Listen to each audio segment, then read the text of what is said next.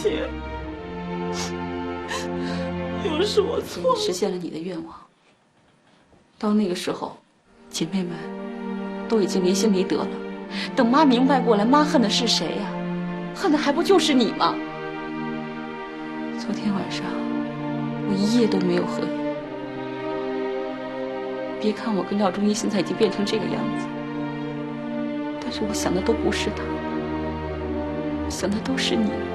我都是在想，我要怎么跟你说，我怎么跟你说，我才能跟你说清楚。那大三姐，那你说我怎么做才能让大家都满意了？欣欣，又是我错了，大姐错了。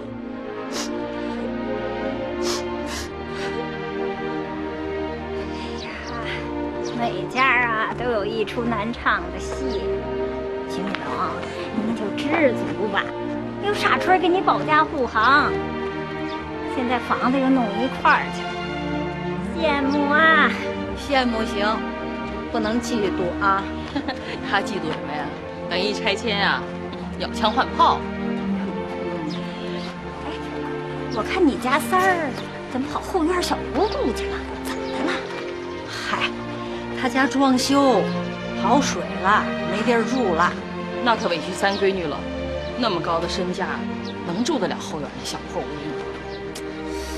你说你懂什么呀你？狗不嫌家贫啊！你胆儿都像你儿子似的，连狗都不如。他要跟我要房子，我不给。行了行了，你说我这都没事了，你怎么又哭上了呢？啊，好了好了。梁半姐儿，我刚才是不是话说重了？没有，不重，你说的对。你要不跟我说啊，大姐还蒙在鼓里呢。你说她二姐这人多要面子，现在反倒是她尊重我，我倒不尊重她了。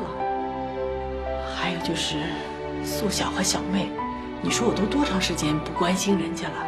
尤其是小妹，现在都怀孕了，你说都2个多月了，大姐什么都没给她买过，不像话不像话，大姐太不像话了。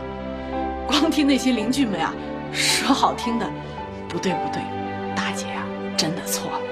梁半姐儿，有的时候不能总听小楚的，咱们家人都同情他，连妈都让着他，但是这个孩子思想有点偏执，你找个机会好好劝劝他啊。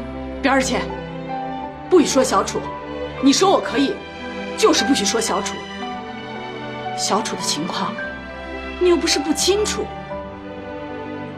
我告诉你啊，你和廖中医的事儿我是管定了，人家廖中医那是多好的一个男人啊，你们2个人呐，哎呦，就是谁都不服输。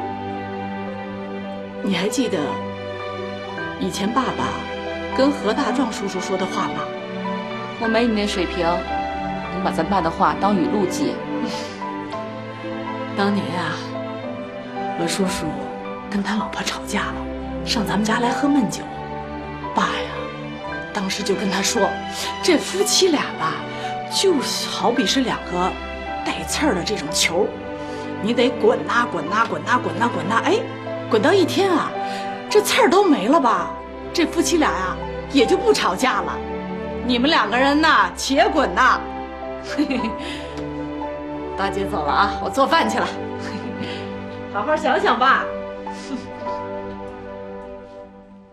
哎，大三姐，你这样能锁的这个箱子在哪儿买的？大商店都有卖的，你要干嘛？啊，不干嘛，大姐就随便问问啊。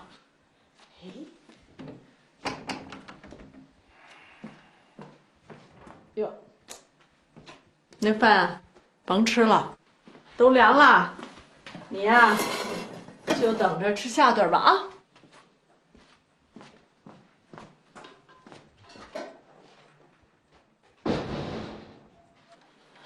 妈，您就别生气了，我有办法让苏布不离婚。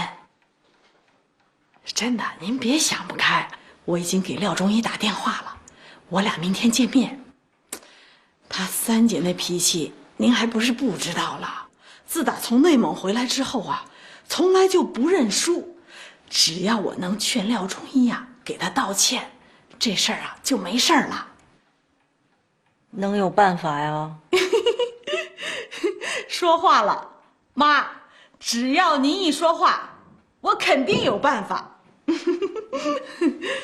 妈，房子的事情啊，你也别担心了，我想好了怎么去解决，他二姐他们都得还回来。妈怎么不太相信呢？不信就不信吧。他三姐说的对，什么事儿啊得先做再说。得，今天啊我又先说后做了。行了，妈，您别生气了啊，我走了。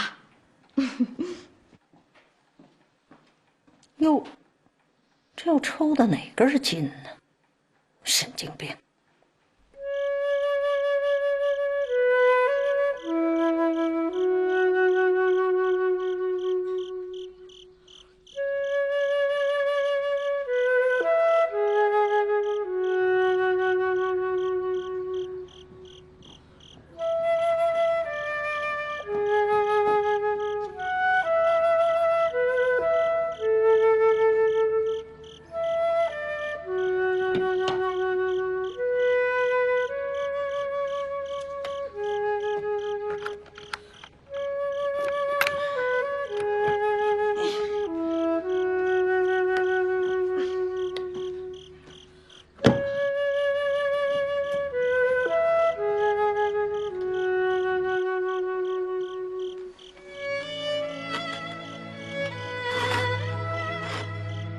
乱世黄金，盛世孤独。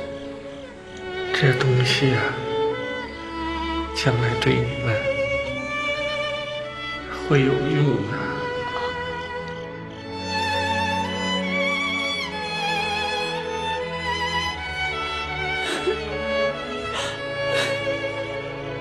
爸，对不起，都怪我没有做好。